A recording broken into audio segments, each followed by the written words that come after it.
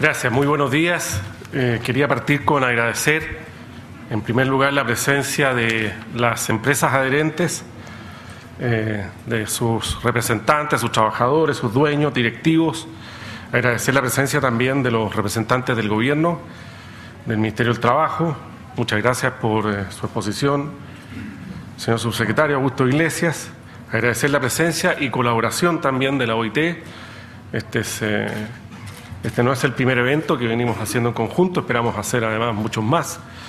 De la OIS, gracias Guillermo también por tus palabras. Agradecer a las mutuales aquí presentes, la H, la mutual de la Cámara de Construcción, el IST, a los representantes de los comités paritarios, la presencia de la Superintendencia de Seguridad Social, también tenemos la presencia del Instituto de Salud Laboral.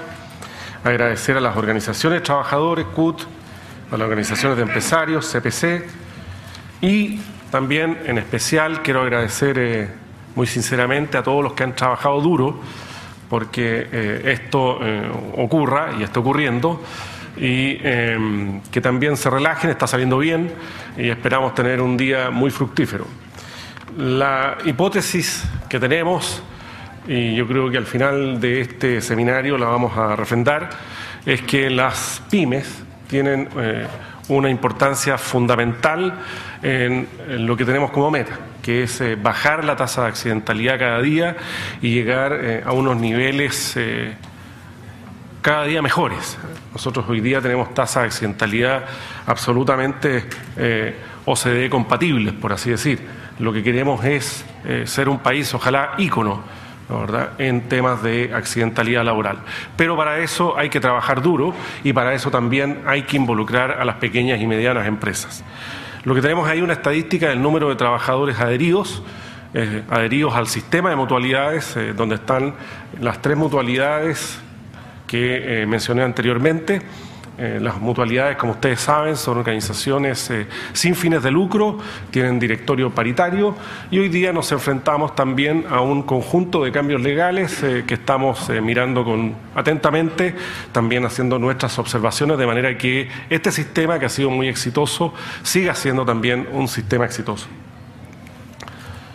Ahí lo que tenemos son dos rangos. Uno es el número de empresas, ¿verdad?, que tiene de 1 a 100 trabajadores o menos de 100 trabajadores o 100 y menos trabajadores.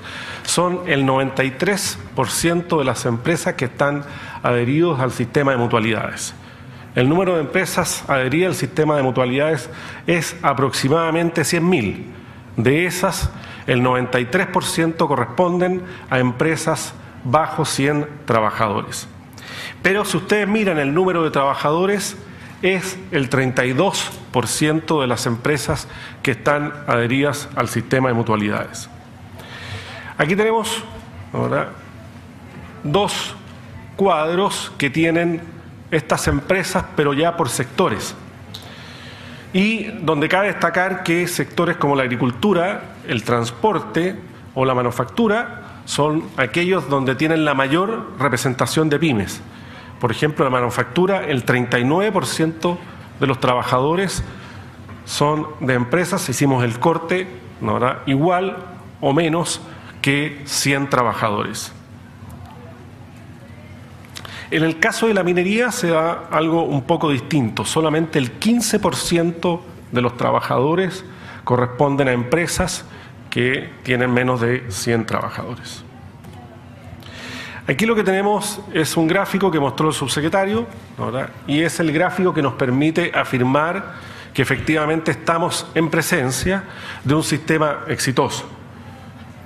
Probablemente este año terminemos con una tasa de accidentalidad, digo probablemente porque todavía no tenemos cifras oficiales, con una tasa de accidentalidad menor, lo cual sería todo un éxito, dado que la economía ha crecido y también ha crecido bastante la incorporación de nuevos trabajadores al sistema de mutualidad, rompiéndose quizá paradojalmente esta tendencia de que el mayor crecimiento económico puede tener una incidencia en tasas de accidentalidad, con lo cual entonces quiere decir que estamos en buen camino. Aquí lo que tienen ustedes el mismo corte de empresas, ¿no?, ¿verdad?, que tienen de 1 a 100 trabajadores. Hicimos dos tendencias. Uno es la tasa de accidentalidad de empresas con menos de 100 trabajadores desde el año 2008, 2009, 2010, 2011, y lo otro, la tasa de accidentalidad del sistema. Aun cuando existe esta brecha, que también la hizo notar el subsecretario, también hay una tendencia a un cierto control en esta tasa de accidentalidad. Este es un grafiquito que nosotros llamamos de las brechas. Y lo que establecemos con este grafiquito son aquellos sectores donde tienen la mayor brecha en la tasa de accidentalidad. Si ustedes ven en la línea azul, está el sistema de mutualidades en cada uno y su tasa de accidentalidad en cada uno de estos sectores. Y en la línea roja, ¿verdad?, está la tasa de accidentalidad de aquellas empresas donde hicimos el corte de menos de 50 trabajadores.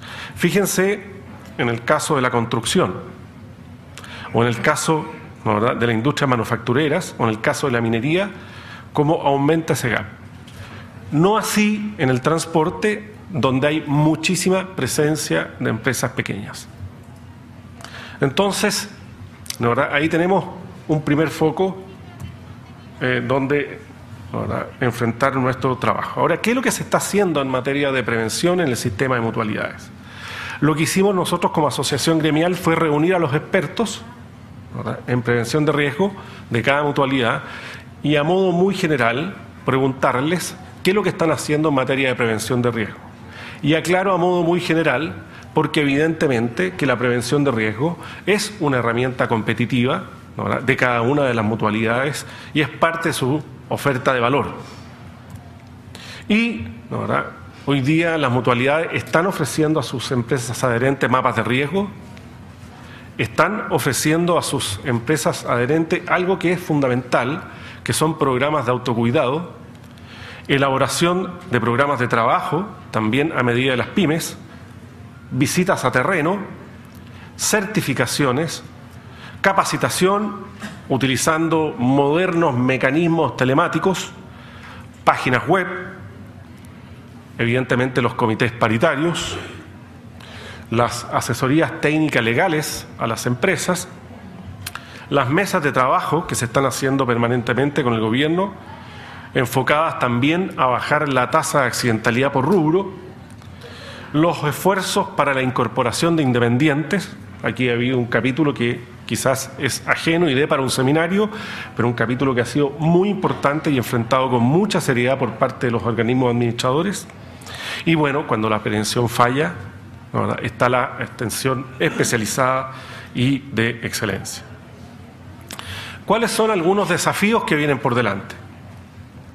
La autoevaluación, ya lo mencionaba el señor subsecretario, un tema muy importante. Las nuevas responsabilidades de los empleadores y los derechos de los trabajadores, al menos ya vienen algunos cambios en el anteproyecto de ley de la reforma de la 16744, que nos parecen cuestiones muy importantes. El autocuidado y la responsabilidad compartida. Crear conciencia respecto al efecto de la prevención en la productividad de las empresas.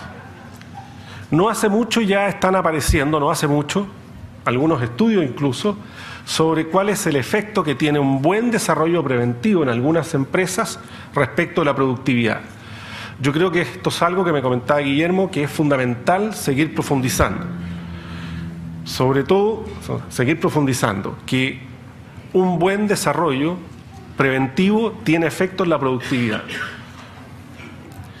Las bajas tasas de desempleo, los accidentes de trayectos y el tema de los independientes. Ya como para ir concluyendo, yo los quiero invitar a compartir conmigo un experimento. Mi hija mayor es diseñadora industrial y un día me pidió que le comprara una cámara fotográfica semiprofesional para un curso. Y yo dije, bueno, llegará el momento en que rentabilicemos esa cámara profesional o semiprofesional.